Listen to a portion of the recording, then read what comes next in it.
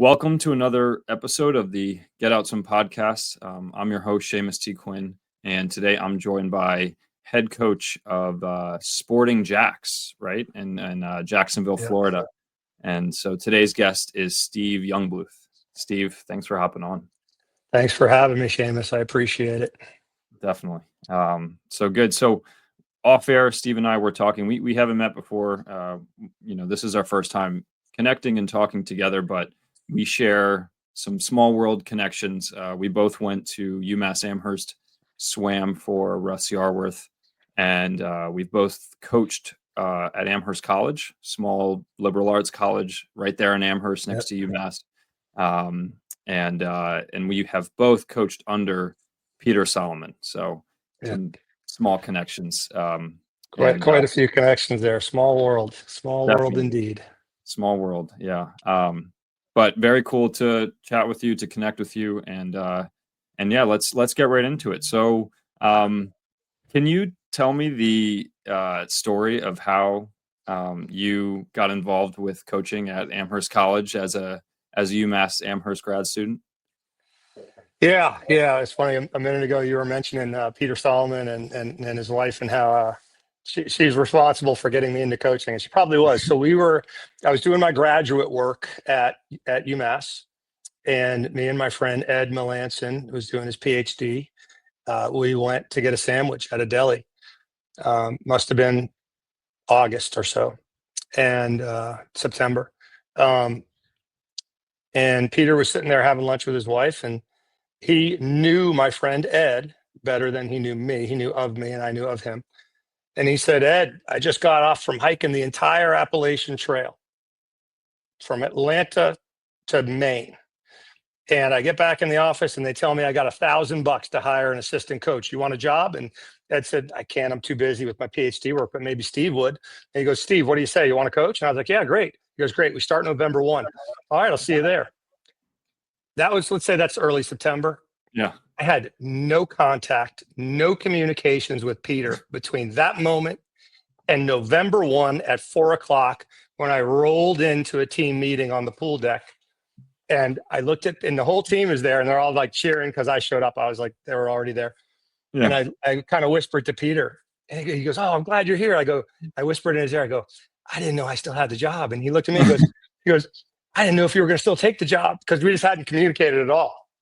And so we just kind of laughed at that. And, the next few years working with him every day was kind of like that. He's just, he's a fun guy. And so I just kind of people say, "How'd you get into coaching?" I was like, by accident. Yeah. I was in the right place at the right time. And so that's how it got started. And I really enjoyed working with Peter. He said, "Look, for $1,000, what do you say? You come in 3 afternoons a week and only home meets." And I did that for about a week. And I said, this isn't gonna work like this. I can't remember their names. It's not frequent enough. I don't know who's swimming what events. I started coming every day. I probably came in the mornings as well a little bit. And I went to all the home meets, all the away meets, did all the travels, went on training trip. And, for $1,000, I was probably making, half a penny an hour if you houred it up, but it didn't matter to me. I was having fun. I was doing my graduate work, and it was fun coaching those guys. I was learning a lot, and that kind of kickstarted my career. Wow. What a way to start the coaching career. And so you were a grad student at UMass. So you had finished your 4 years of swimming. You're getting your grad degree in, what were you getting a grad degree in at the time? Exercise science, exercise physiology. Yeah. And so if not for coaching, what were you thinking of doing at the time? Yeah, so I thought for a little bit I would go into research. I had a summer internship, a paid internship with a medical doctor a cardiologist who was doing research. He's a research cardiologist in Worcester, Mass. And so we were doing a study for the Advil that was funded by the Advil company. And we were basically testing every age from 20-year-olds to 30-year-olds up to 70-year-olds to reassess fitness standards in the United States of America: flexibility, aerobic, VO2 max, strength, leg strength, arm strength, flexibility, etc. So I was doing that, and I thought, well, maybe I'll go into research. I was enjoying it at the time. I was enjoying my classmates as well. There were a good bunch of people, and I was just kind of coaching on the side for a few extra dollars. And then an opportunity presented itself. My sister has a friend in Jacksonville, actually, at the time. This was 30 years ago, and they needed someone to work in their physical therapy clinic. So I went and interviewed there, and the choice at that point was, do I want to work with normal people who are injured and rehabbing, or do I want to work with athletes? And so I came back to UMass and went the athletic route. I was like, this is going to be more exciting, more interesting than working with regular people who are, trying to rehab themselves physically. So, right. Makes sense. And what were some things in working with Peter and that first experience at Amherst? Because you spent 4 years there? Three. Yeah. 3 years. Yeah. Okay. So what was it about that time that wanted you to keep coaching and kind of follow that track? Well, it wasn't the money, I'll tell you that. I made $1,000 the first season, $1,000 the second season. And then it turned into a full-time interim head coaching position. And I want to say they paid me like $23,000. Okay. Major step up. Yeah. And somehow they were trying to convince me that that's a good salary. And so, you just, you don't do it for the coach. So, but it was fun. I enjoyed it. And it's ironic because one memory sticks out, right?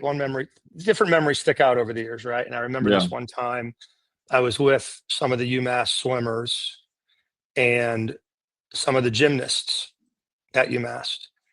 And one of the gymnasts' mothers was there. And she, I believe, was from Romania or possibly Russia. I'm not 100% sure. But she was an elite level gymnast in her prime. And and she asked about my coaching, and I told her, it's Division III and whatever. We coach from November to March, and that's it. And she kind of looked at me and said, well, don't you have any aspirations of going to the Olympics? And at the time, I'd only been coaching a year and a half. I was like, no, this is just a little extra money on the side. It's fun. I'm doing my graduate work. I don't really know where this is going to go. Yeah. And I think about that every now and then, because now I've been able to go, I've coached some Olympians, and I've been able to go to the Olympics, not on staff yet, but, it's been, now I look back and I'm like, that's a little ironic. I never would have imagined, Totally. Yeah. It's funny how that works. Cause like you said, in that moment, your perspective is not, oh yeah, I'm working towards the Olympics. I'm just having fun coaching and seeing where this is going to go. Yeah. Wow. That's interesting though. So after Amherst, where do you go from there? So you get sort of bit by the bug of loving kind of coaching, obviously not doing it for the money and whatnot, but what direction do you go in sort of after that initial stint with Peter at Amherst? Yeah, I went down to a small school in Texas, a Division III school, which is called Austin College. And that was interesting because all my friends were like, oh, this is awesome. We'll come visit you in Austin. I said, yeah, that'd be great. Except I am a 6-hour drive north of Austin on the Oklahoma border. It's not in the town of Austin, in the city of Austin at all. It's just called Austin College. So we're in the middle of nowhere. And, we had no budget whatsoever. It was a Division III team. And to get to, it was a tiny little team, but I thought to myself, with the amount of state pride in Texas, there were so many swimmers that would come out and try to make the UT team, and so many that wouldn't make it, but they'd still want to go to UT for Texas pride. The finances has probably worked out in their favor, et cetera, et cetera. And I thought, well, if I can just pick off one of those kids a year that can swim, and we can put together 4 or 5 decent relays, we can be in the top 10 in Division III. And that's what I'm going down there to do, right? So Yeah. I was like, here we go. And I go down there, and I'd recruited pretty well, and we had some good swimmers coming in, and we were on a good track, but I was in and out of there in a year. My sister called and said, hey, friend of a friend is looking for an assistant coach at the Naval Academy. And I said, look, I don't want to be an assistant coach. I'm a head coach right now. I like this. I don't want to be an assistant. She goes, just come up and visit the family and take the interview. I was like, all right. So I take the interview to visit my nieces and nephews and my sister and have a good time. And the next thing you know, I got my hand over the Bible. My right hand's in the air. I'm in a naval officer's uniform, and I'm swearing in the oath of office to become a naval officer and an assistant coach at the United States Naval Academy. And that was intimidating because they don't tell you anything about what you have to do to be a naval officer and what the commitment is. And it's honestly, for everyone who serves out there in uniform, it's not a huge commitment at all. It's ridiculously easy. They just want you to coach. But still, if you don't know the military, it's a little intimidating because now you got to put on a uniform that you don't know how to put on. You got to have, all the insignia and everything and your name's in the right place, and you don't know how to do that.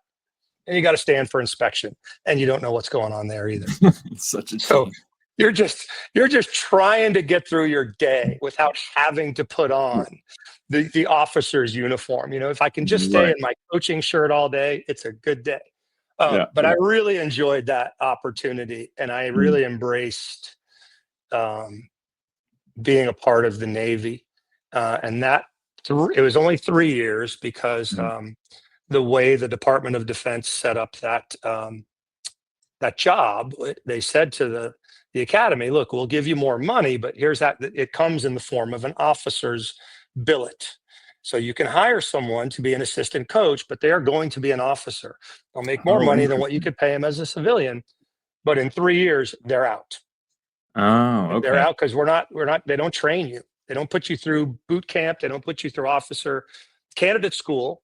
And so there's no training. And so, the DOD says 3 years and you're out. So you only get 3 years there. So 3 short years there. But I'll tell you what, it was the 3 most memorable years of my career. And I've gone back there often because my nieces and nephews grew up swimming on the club team there. And so I'd go back and visit, and I would go back to the academy, and it's such an awesome place. And part of me still wonders where I would be in life if I actually had tried to augment and stay in the Navy and had foregone the rest of my coaching career. Was that something you considered, or was that not? I did. No, I did. A lot of the guys on the team, I coached the women's team.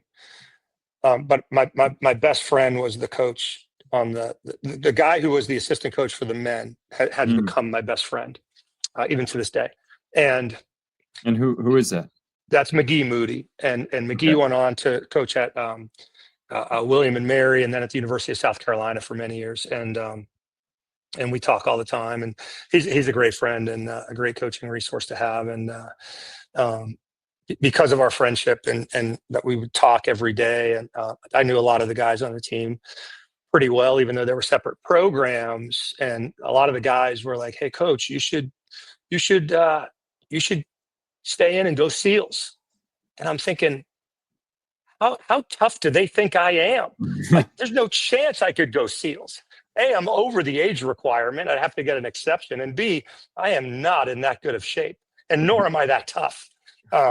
But a bunch of those guys ended up being SEALs, and wow, and it was awesome to watch them go through their training. It was really an honor to watch them go through what they had to go through to graduate, and that was really cool. So so like since obviously don't have that perspective of working at a military institution or a naval academy, like what made that different? Like you're saying 3 years, some of the most memorable times, like what was just different there? Well, you always had to be in uniform, right? Yeah. So if we're coaching, we're wearing a shirt like this, 3-button golf shirt with the insignia, gold Mm. shirt, blue shorts, whatever you want for shorts, but they're blue, tennis shoes. If you're on the pool deck, that's what you're in. If you're coaching the team, you can wear a Navy swimming shirt. If you ever leave the swimming pool, I had to be in an officer's uniform. So in the summer, it's the whites, it's the dress whites. In the winter, they tell you when you switch over to the service dress blues, which is a white button down with a black tie and a black blazer, black pants, black shoes. And so Mm. you're in an actual uniform. And once you're in uniform, you kind of have to know, you salute superior ranking officers, et cetera. And you kind of need to know a little bit to get around. You have to, know the I don't know, the etiquette, for lack of a Yeah. better word. That's not the right word, but Sure. so it was neat. And knowing that the midshipmen, which are the students at the academy, they're called the midshipmen, that they have to take 6 classes a semester. I think civilian schools, it's 5. At Florida, it was, we kept them in maximum of 4 typically. 6 classes a semester, plus about 10 hours of military duty a week. Plus they all 4,000 midshipmen have to be involved all 3 seasons in some sort of athletic endeavor, whether it's a varsity sport, a club sport, an intramural sport. They have to be involved. So their time is at a premium. They do not have free time. Yeah. They are go, go, go 100% of the time. It was impressive to watch them operate. It was impressive to, the freshmen had to memorize the breakfast, lunch, and dinner menu every day. So you'd be at practice and they'd have a piece of paper on the gutter and they'd come in on the interval and they'd be studying. And I'd be like, what are you reading? They're like, they have to memorize the menu. And I'm like, and then, so it's just things like that you think no human would have to do, that they had to do. Sure. And it was just part of their day, Mm. And so it was just really neat. And then, we got to Mm. go and qualify on the M16 rifle and the 9mm. So we got to go to the shooting range and do that. And I had an opportunity to essentially jump out of a helicopter, not jump out of a helicopter, but it's called spy rigging. They pick you up, the helicopter drops a rope and you put it around you and they pull you up on the rope. So they're flying around the helicopter and you're below the helicopter on this huge rope. Had an opportunity to do that and had other opportunities to do different things with the Navy. And it was just awesome. Just an awesome experience, all Yeah. around. It seems life-changing. That seems Yeah. like a truly life-changing experience. Yeah, What do you think you took away from those times? Like maybe what you learned from the athletes, but then also what you learned from coaches that you worked with and being on the pool deck for 3 years there.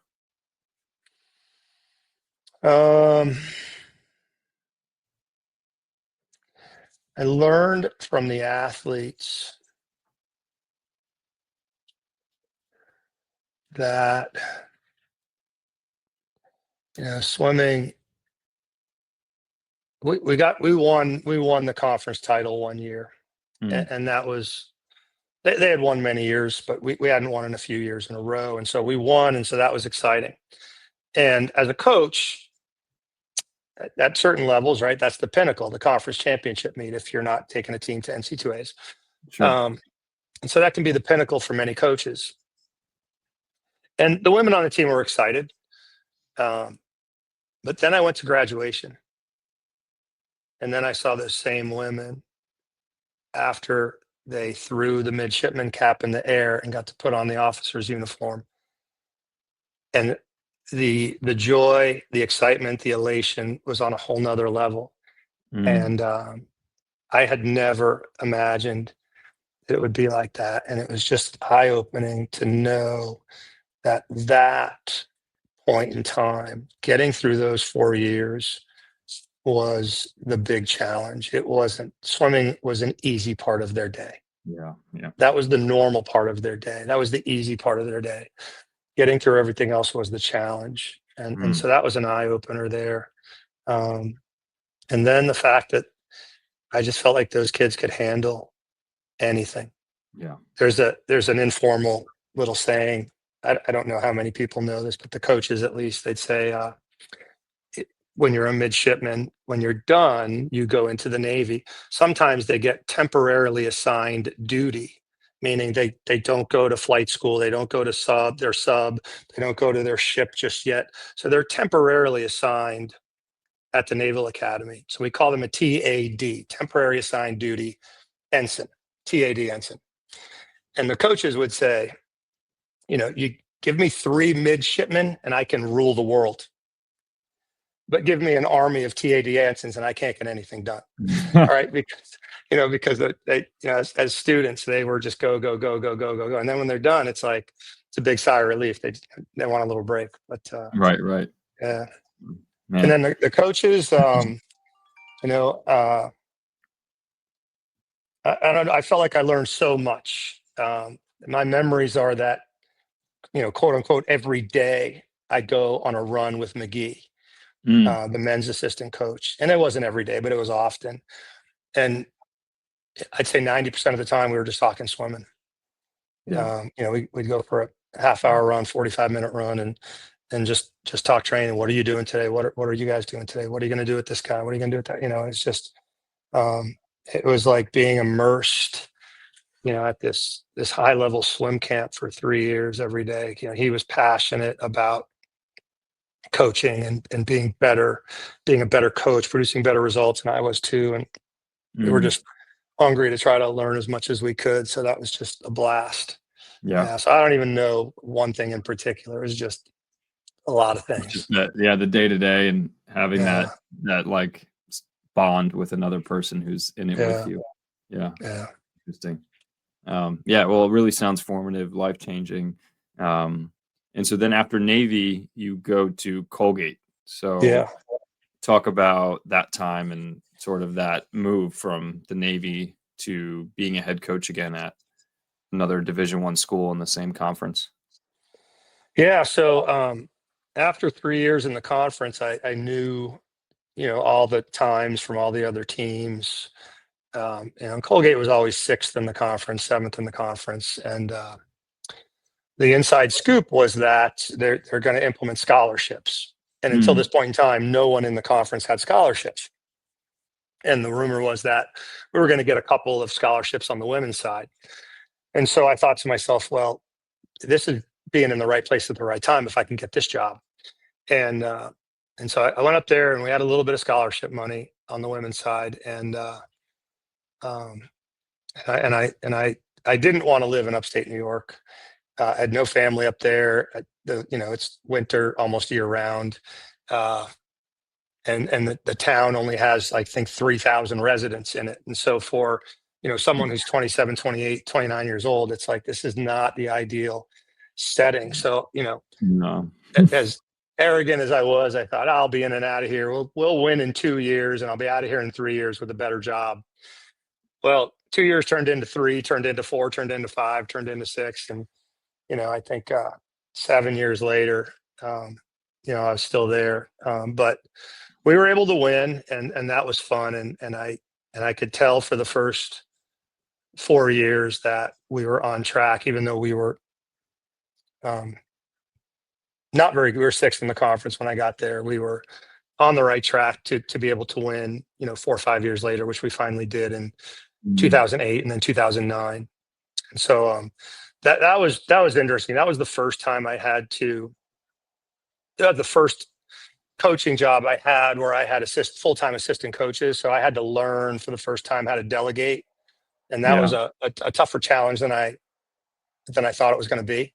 Up until then, it was just me. Way. Just to tell other people to do something. Hey, I need this done. Instead of just, I felt guilty. It's like, I felt like my mentality is, if there's something to be done, I will do it. Right. I don't want to have to tell you, hey, I need you to do this. And so that was a little challenging, but I was fortunate that I was able to hire some really, really good people. And so that was never an issue with them. They wanted to be successful. They wanted to win. They wanted to be great. And so they were like, yeah, let's do this. And so And so that was an interesting part there. And so I was there So for 7 years, and then again, being in the right place at the right time. Yeah, next thing you know, I'm at Florida. That happened rather quickly. Yeah. So, but talk to me about that kind of build to eventually, being conference champions with the Colgate team. Because like you said, you could see it happening, but it's still, there's a patience that it requires and a build. Yeah. So what was that like, trying to kind of see that vision out, and what did it require of you and kind of the team and the staff?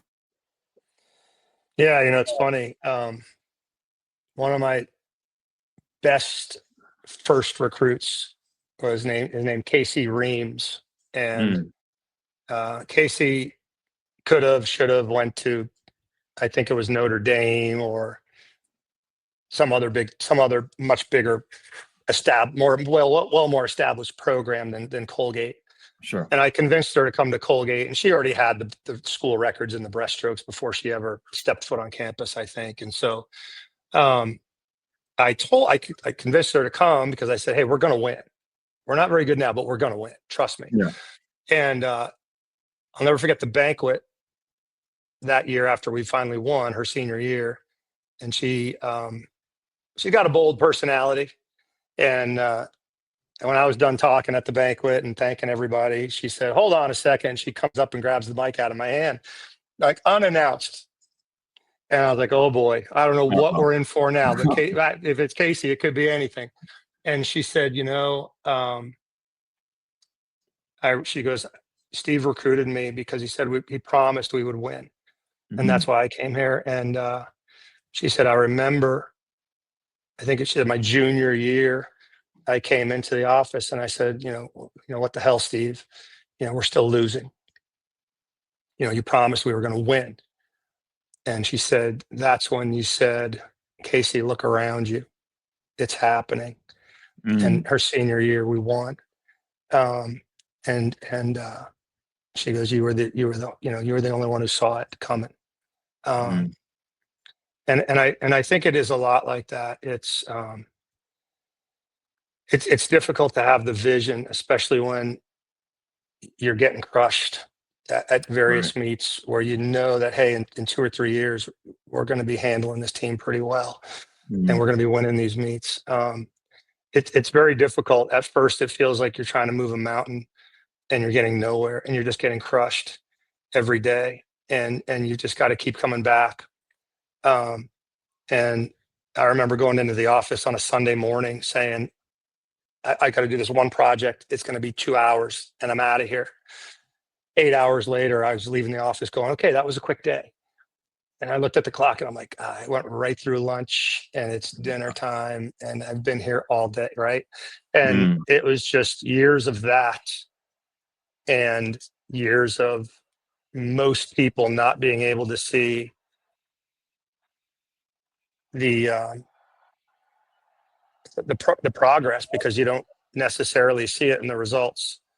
So it's a bit lonely. It's a bit daunting. It can be soul crushing at times, at any level when you're trying to change the trajectory of a program. Yeah.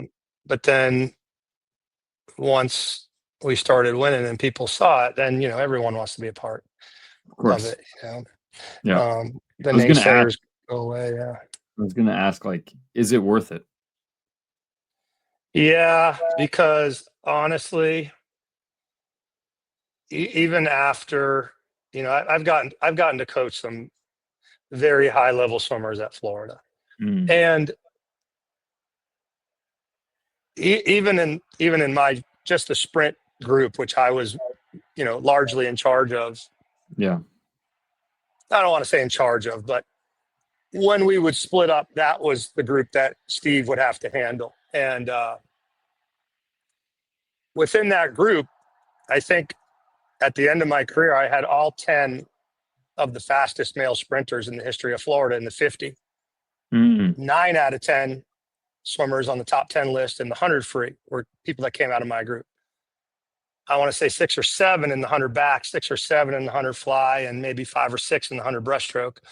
And so, I'm like, well, that's pretty good, because it wasn't just one guy. And Right. a lot of people, I think, superficially think, well, you coached one guy. I'm like, well, there's a lot of other guys, but when you have that one guy, he gets all the headlines. So that's what that's what everyone else is going to see. But there's a lot of other guys, A lot of right? other people. But and so I feel fortunate that I've got to coach a lot of very high level athletes. But in all honesty, I think the toughest challenge that I overcame was being able to win at Colgate. That was the hardest accomplishment, I think, of my coaching career. This segment of the podcast is brought to you by SwimSmart. SwimSmart is an incredible company that has a plethora of tools, including designs like the push paddle, the power harness, the squeeze line, and an informative book like The Biology of Swimming. If you're interested in learning how to level up your swimming, go to swimsmarttoday.com to find the best tools for you. Use code GETOUTSWIM for a discount on your purchase. Thanks again, SwimSmart. Yeah. Well, also because you were the head coach of a team, and you were managing everything and trying to see a vision out from the beginning that seemed kind of impossible. So I can imagine that being such a monumental kind of challenge, obstacle to like overcome. So then from Colgate, you go to Florida, and obviously, people who know swimming know kind of your background at Florida, the athletes that you work with, the guy that you're still working with now. But what was that like, managing sort of a group, growing a group, with those sprinters, especially, right? Like during that time, like what do you think? I guess what I'm saying, like as a coach, how much, like, what do you think you brought to the table that was working well, that could have that group continue to have that success? Because like you said, it wasn't just one person, it was 9 out of the top 10, and several individuals. So that was, I remember when I think it was part of the interview, which was the interview. I think was about 3 or 4 hours on the phone at various phone calls, not a 4-hour phone call, but probably a total of like 4 hours on the phone with Nesty, with Wilby, with Troy, and then an in-person interview, and then probably another phone call. And at some point in time, I remember getting a question sort of like that, like, how are you going to handle this or whatever? And I thought to myself, well, I think it looks like this. Troy, Nesty, and Wilby have been together for 20 years, and they've been successful together for 20 years. Yeah. Obviously, something is working there in that combination. And then, the other coach kind of changed here and there. But clearly, with those 3 guys being the nucleus, something was working well. And I thought to myself, okay, well, what am I going to do here? What skills do I have? I'm a head coach. I don't need to be the head coach here. Troy's got that. I can sit back and watch the decisions he makes and think to myself, I would have done it like that. I wouldn't have done it like that. But I don't have to make those decisions. So what am I doing? And I remember thinking to myself, I have to figure out what those 3 guys don't do well. And I've got to do that stuff. And if that means I'm taking out the trash, then I'm taking out the trash. But those guys do something well, let them do it well. And I've got to pick up, the other loose balls that are spilled out onto the floor. And so I didn't know what it was going to be. But I tried to figure it out along the way. And, the tough part was that the joke became, I'm a sprint coach in a distance program. Mhm. Um, you Yeah. know, it's this sprint group when I got there probably it had one male sprinter and one female sprinter, and I think the others were there was a couple of breaststrokers that weren't tough enough to handle Wilby's training program. It's a couple of backstrokers that weren't tough enough, or IMers that weren't tough enough to handle Troy's IM group. Mhm. There was a mid-distance freestyler who wasn't tough enough to handle, Wilby's mid group or Nesty's distance group. So they kicked him over to me. They were like, "We don't want him. They put him in the sprint. Just put him in the sprint group." Right. And so and so it's like I got this hodgepodge You're getting the loose ends. You're getting the of people. people, and they called them the sprinters. And I'm like, "There's two sprinters here. That's it. Like, how am I going to do this?" Right. And so, and we didn't get any respect. I remember at one point, we were we're inside, and they got the bulkheads up. So there's 16 short course lanes, Mm. and the coaches are like, "Steve, you got lane 7 and 8." So I'm in 7 and 8, and I got 6 people per lane. So and these guys are tall, they're big, and so it's like everyone's right on top of everyone else. Got 12 people in 2 lanes. I look to Okay. my left, and Nesty's got the next 6 lanes, and he's got 2 people per lane. He's got 12 people in his group. I have 12 people in my group. He's got 6 lanes. I have 2, right? And it's like, it's because it's the distance group, and those guys are the superstars at Florida at the time, right? And so I just remember thinking to myself, am I ever going to be able to do anything with this crew when Mm. nobody respected Florida sprinting. Nobody. Yeah. Caeleb commits to Florida, and the forums go nuts. You should have went to Auburn. You should have went here. You should have went there. Big mistake. So yeah, it was a little daunting, but we had fun with it. We had some really good people in that group. It was fun. So Yeah. Well, yeah. then talk to me how you, again, like, you go from 6 and 6, but then, things start to grow, they start to change. What was required of kind of making that change, and, how did you do it? Hmm.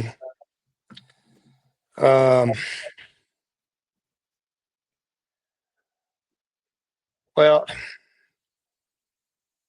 again, I got a little lucky. Yeah.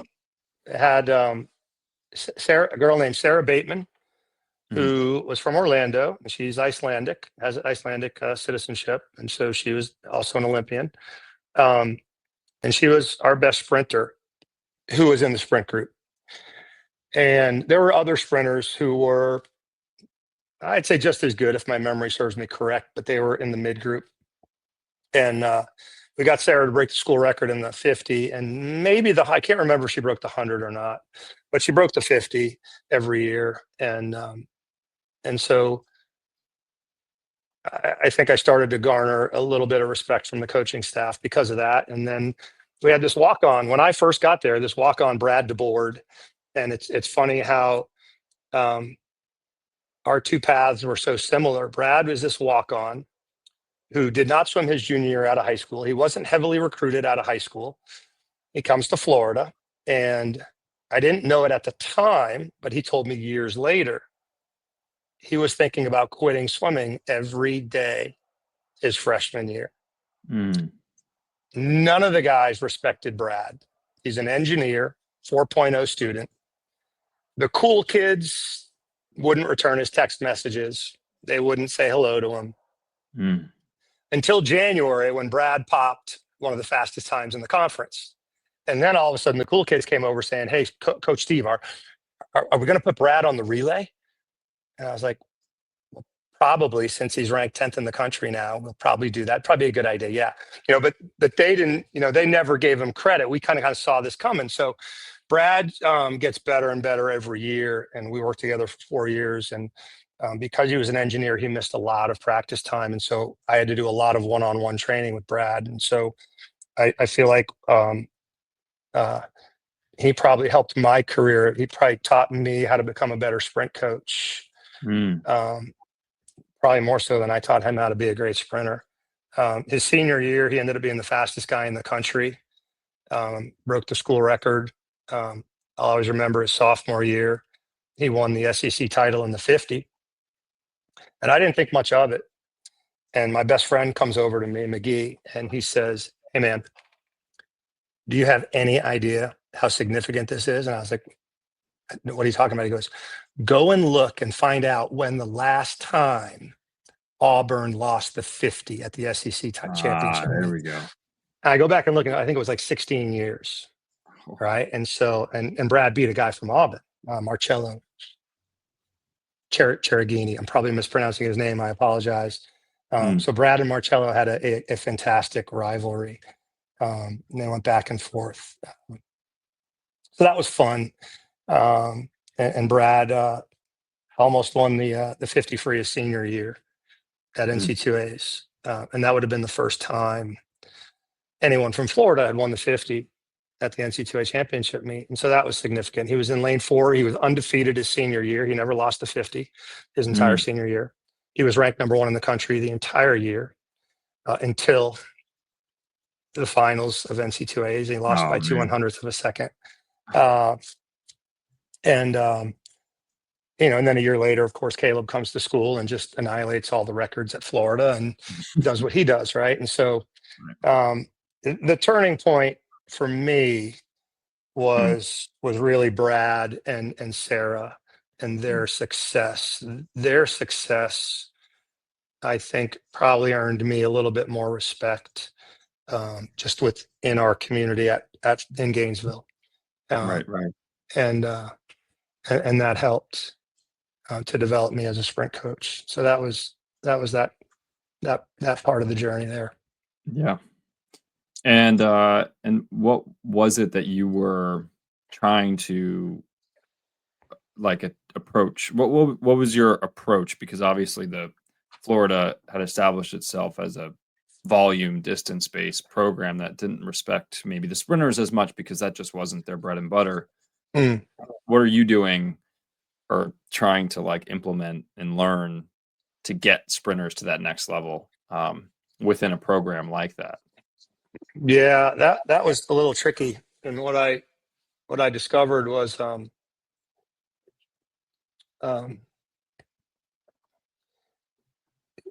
within Troy's training program, the way he designed a training program, and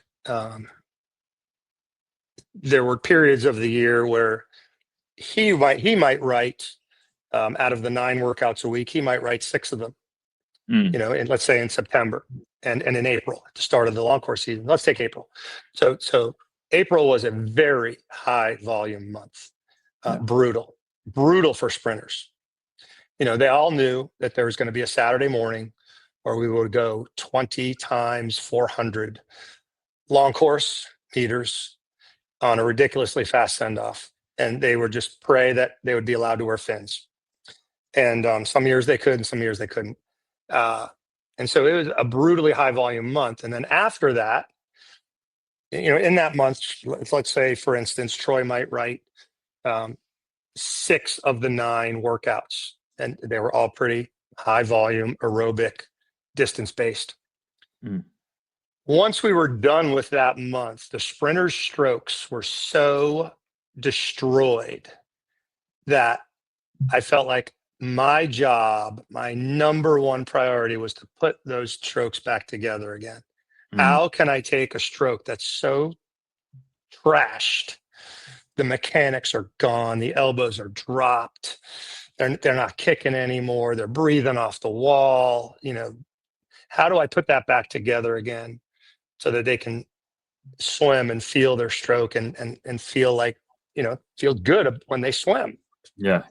And so that was really I felt like that was the number 1 trick to come up with different drills, come up with different sets that would allow them a little bit of recovery if I could sneak that in, a little bit of technique work when I could sneak that in, but I had to disguise it as aerobic work because that's what the boss was saying we had to do.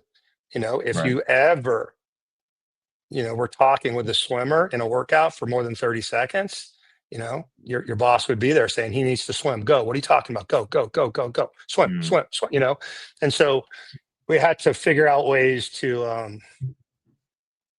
sort of hide the rest for some of these guys, and that could get a little tricky, when there's 4 other coaches watching. So Definitely. Yeah, it's man. Yeah, that's tricky. And so when Caeleb comes in and obviously he starts breaking these records and he's just a phenomenal athlete. What is that relationship then like throughout his 4 years and within the group that he's a part of too? What, how does that develop over his 4 years? Because obviously, as people know in the swim world, you guys are together at Sporting Jacks now, and you're working with him. And I'd like to ask you about that too. But yeah, what was that time like? That was interesting for a lot of different reasons. Caeleb was one of the very, very rare individuals that was a program changer. He absolutely changed the trajectory of our program. The culture, what they were doing outside of the pool. I don't know if we had this prior to him, but once he was there was a Thursday afternoon Bible study group all of a sudden that I never knew existed before. I assumed he was one of the key guys who started it. All of a sudden, dry season wasn't as difficult to coach the team with. All of a sudden there were just less issues popping up outside the pool. And in the pool, I have this vivid memory. The sprint team is at the deep end inside on the starting blocks, just having a good time, chit-chatting. They're waiting for me. I'm talking to the boss at the shallow end. And whatever we're talking about, it's with Troy, it was always stressful. He's always angry with you. You're always doing something wrong. And so I start walking to the other end, and I remember I had my head down because I'm stressed and I'm thinking things over. How am I going to change this workout? What are we going to do now? Because the boss just said, don't do it like this, do it like that. So how am I going to do it like that at the last second and still make it work for the guys? And I look up and they're all joking around, goofing around, and Caeleb locks eyes with me for a second. And he sees my expression, and he turns to the rest of the group and he goes, guys, enough, let's go. And that was it, down to business, that quick. That kind of program changing, where you don't have to tell people to quiet down once or twice or 3 or 4 or 5 times. It was, he knew, he was aware of the interactions on the pool deck. And 2 or 3 of his training mates were also as mature, and they could start to see these things too. And so they made it much more enjoyable to coach them, because for the first time, all of a sudden they were like, coach, you doing okay? Because they could kind of see, coaches feel stressed too. Yeah. Right.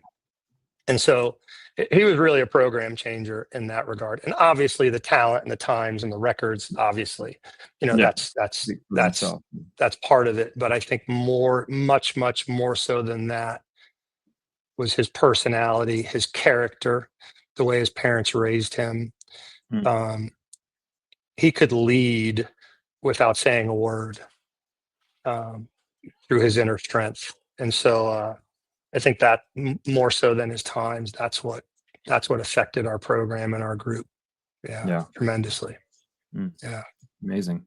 Yeah. I mean, I've gotten to hear him speak a few times. I don't know him personally, but I think it was 2 summers ago. I went actually down to UF to work at their swim camp, and I got to hear him speak, Katie speak, and I mean, both of them, but in talking about Caeleb, he was so just, I think, genuine with the kids is the right word. And that he was, because he was addressing all the campers, and it was like they could ask him questions, and he just was a great role model.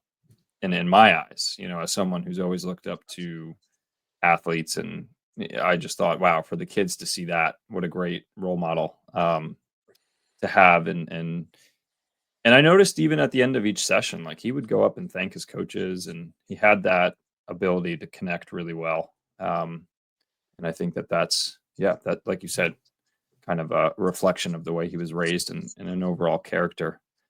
But so talk to me now about getting to work with him again and how you guys have kind of maintained a relationship and what led to kind of coming back together and how that's going.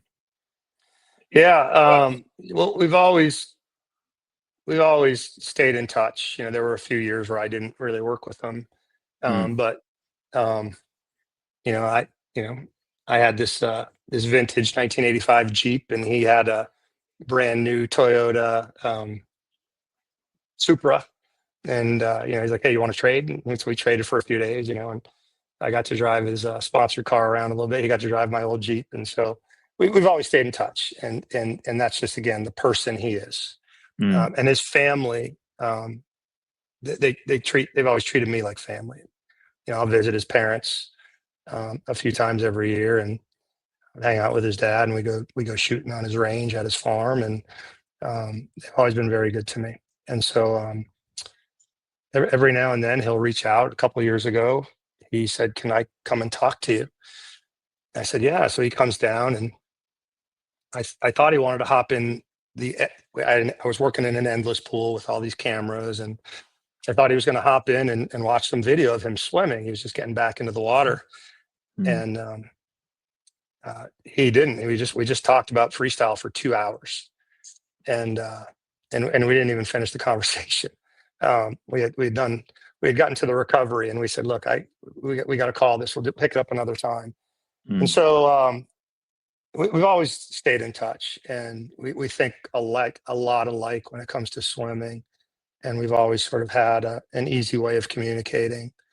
We're just always on the same wavelength, I feel like. And so when he started coaching himself several months ago, Yeah. he reached out and said, "Hey," he texted and said, "What would you do if you were coaching someone just for the 50?" And I was like, "What is he doing? Is he writing a book? What does this mean? I don't know how to answer this question." Right. And then I thought to myself, wait a minute, is he really going to coach himself? And I texted something back like, number one, find yourself a coach. Number two, get some good teammate, something silly. And so we got together a few times, and he showed me his notebook and his sets and what he was doing, and we would chat, and it was clear that he was trying to do this on his own, and he wanted to get through summer nationals. He was just his second child was born Mm, last summer, and he wanted to spend time with the family and not worry about swimming, and so he kind of did it on his own. He went to summer nationals, and the results that he got were good enough, I think, that he finally kind of made a commitment to himself that, "Hey, I'm going to go for 21 more Olympic yeah. games." And he reached out to me from California, and he said, "Would you be willing to work together again?"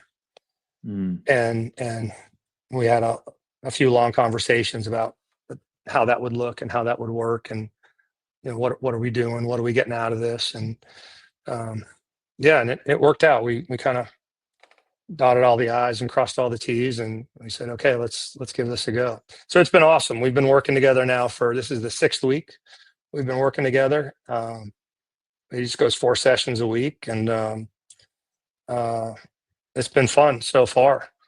Uh, it's just a lot of fun reconnecting with him, um, kind of getting up to speed on on uh, on training him, what he can handle, yeah. what he wants to do, what he's going for, and just reconnecting in so many different ways, both about swimming stuff and other stuff too. So Mm. he makes it fun. He just makes it fun. I mean, this How, morning, we've got a couple of other coaches that came this morning, because I tell all the coaches, you can come and be here. And there's one coach in particular who comes every morning, and um, she's someone who doesn't normally laugh on a, typically, yeah. and she is laughing. She's out of control, laughing so hard this morning, because of him. And it's just, he just makes it fun. So it's Yeah. a good time. How is that for the rest of your club too, to have, Caeleb coming in and just being, around him for the club? Is he training alongside the club? Like, how does that work? There are in the evenings he does. In the mornings he's by himself. Okay. And I think it's positive. He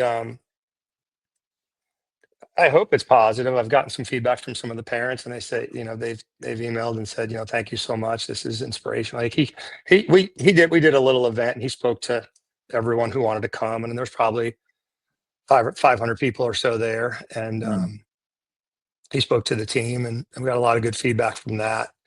And so hopefully, um, he's an inspiration to somebody out there. Hopefully, it's motivational. Hopefully, he's made an impact on at least one person out there, and I'd like to think he has, and hopefully that will. And if he has, then that's great, and it's changed somebody's life right there.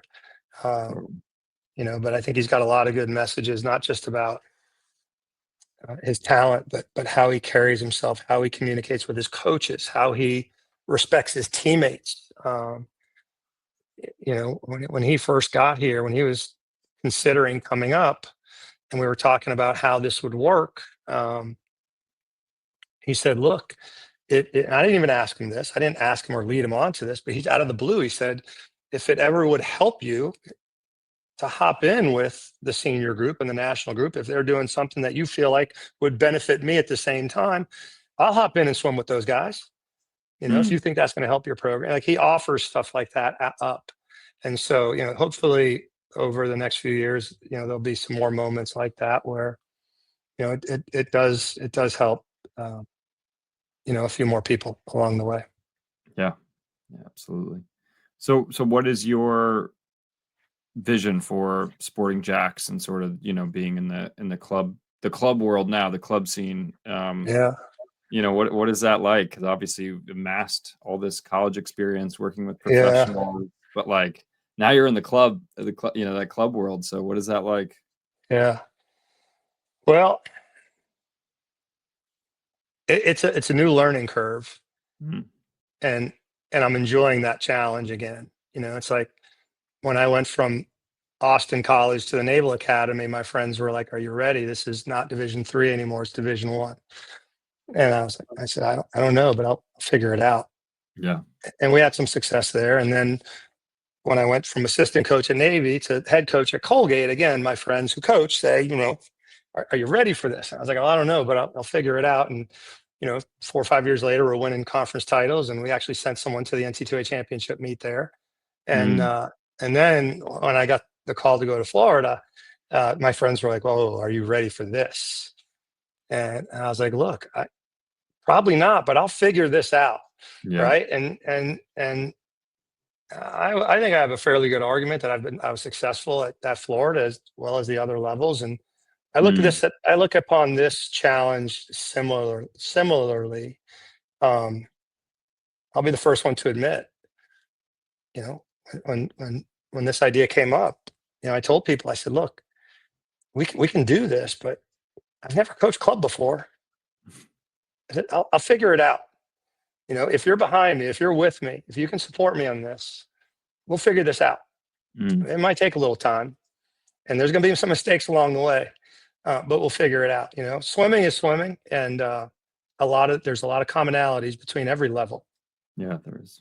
And leadership is leadership, and there's a lot of commonalities whether you're in the business world, the military world, or the athletic world. Mm. Um, and I look upon it like this: if I can surround myself with good people that I can trust, who have a passion for what they do, and are willing to work together, then yeah, I think we can accomplish some great things. Yeah. And as long as we have that, then we've got a shot to be Mm. successful. And we want to produce a nationally competitive program here. That's the goal. Yeah. And so we're right now, if you look at us right now, you're like, well, you're not. You're a silver medal club this year, and Mm. it's like, You had a few people at junior nationals. That's great, but where are you going to be next summer? Right. So it's like, yeah, you could argue we're not there yet, and we're not. But I think we have those key ingredients. I think we have some of the right people. I think they are passionate about what they do. And as long as we can keep everyone moving or more and more so in the same direction, then I think we have the ability to accomplish some great things. Yeah. What does training swimming smart mean to you? Ooh.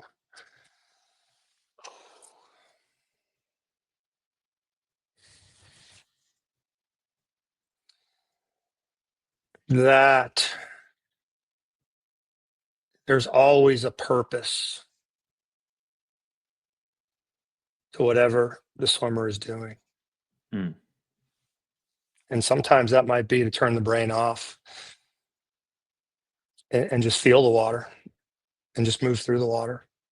But most of the time, it's you better have the brain on and you better be thinking of a detail. So I used to take the freshmen at Florida, and sometimes we'd get a freshman only practice to start with.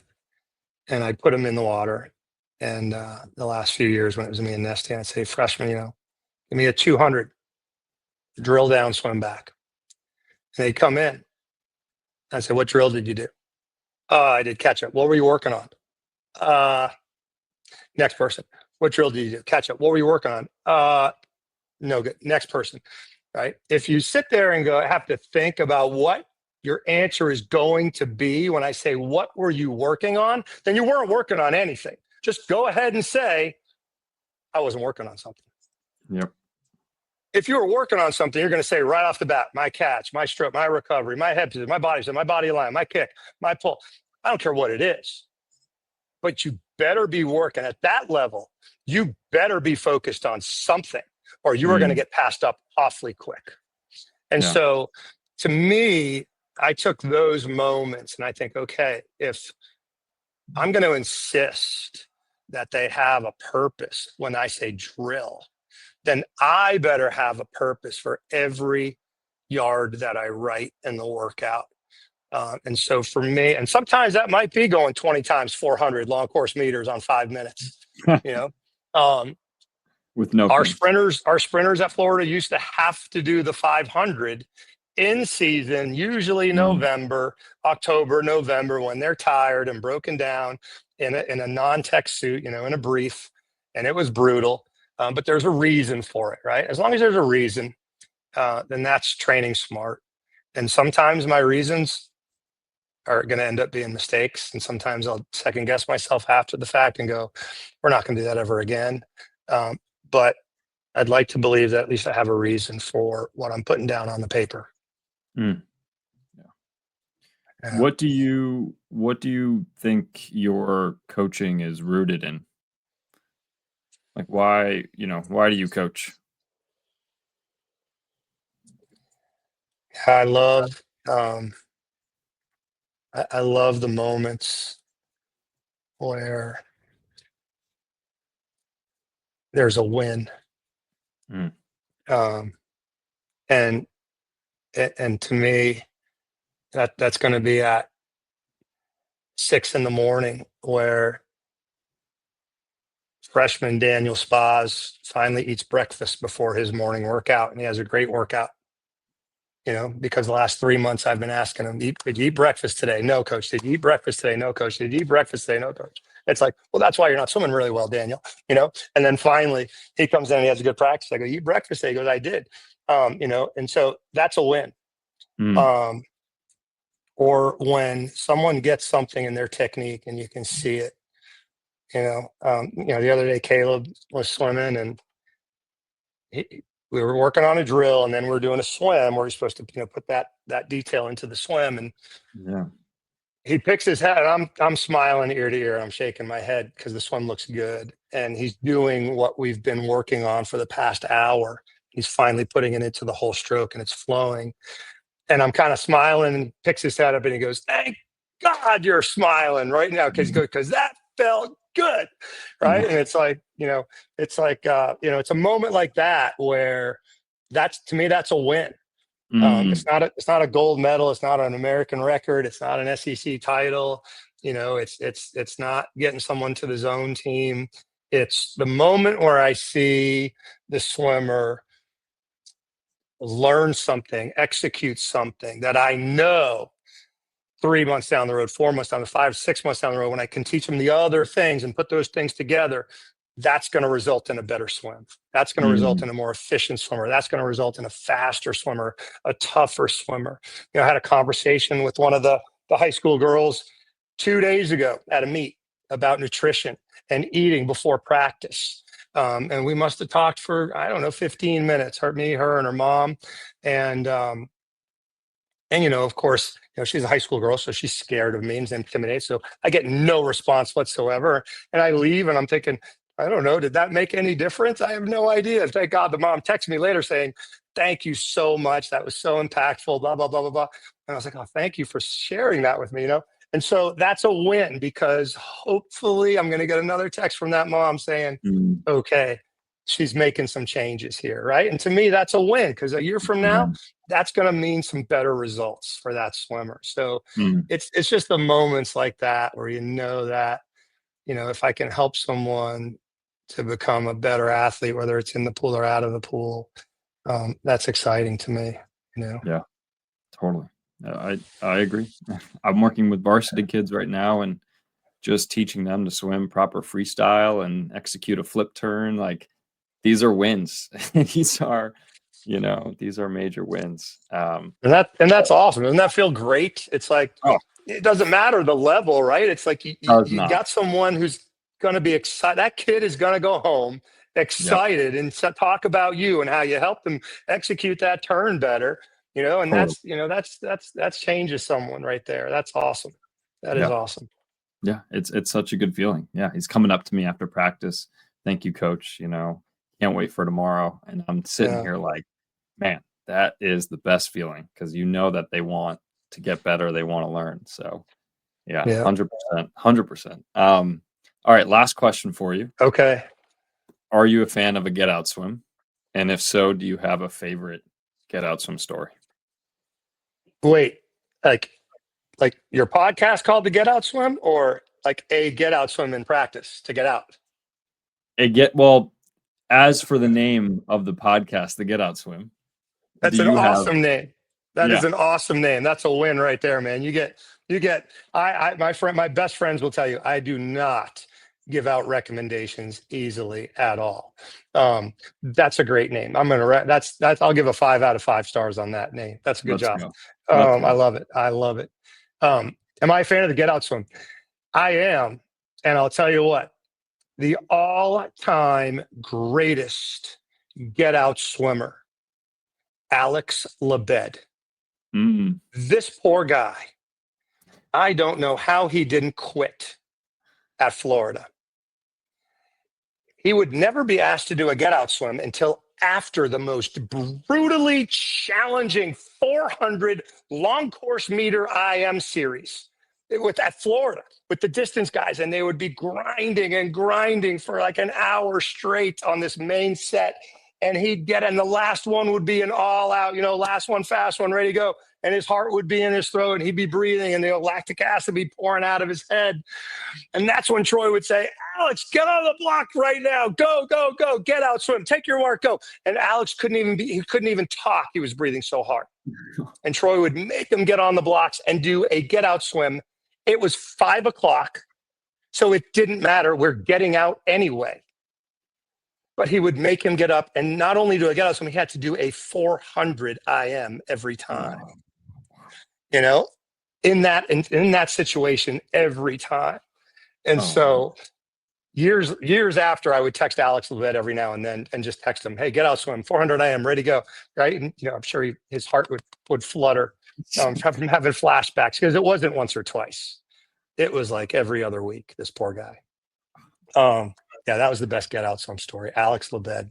Alex Lebed. Why did he kept getting I have no idea. I have no idea. Troy just loved getting that kid on the blocks and having him race. Maybe our head coach thought that he needed to be tougher. Maybe he had a mental block in his racing or something. I really don't know. Yeah, When it's never discussed, it was always like every time I turned around, I felt like Alex was on the block, ready to throw up, having to do another 400 AM get out swim. But I haven't implemented I don't do get out swims all that often as a coach, no. Yeah, But they are fun. Yeah, they're fun. I haven't either, but I will say, I think a strategic get on the blocks when they're not expecting it can be worthwhile and yeah, encouraging. It's going to be scary, but once you finish it, it's encouraging, I think, hopefully. Yep. But Steve, thanks so much for the time and the conversation. I thoroughly enjoyed this. And I mean, if there's anything like you'd like to add, now's the time, but it's been great. No, thank you very much for having me. I appreciate this. And I think this is great. I hope you keep doing the podcast because it hopefully enhances our sport, and brings our sport to another level. So keep up the good work. Thank you, Seamus. Absolutely. Yeah. Thanks, Steve. And talk soon.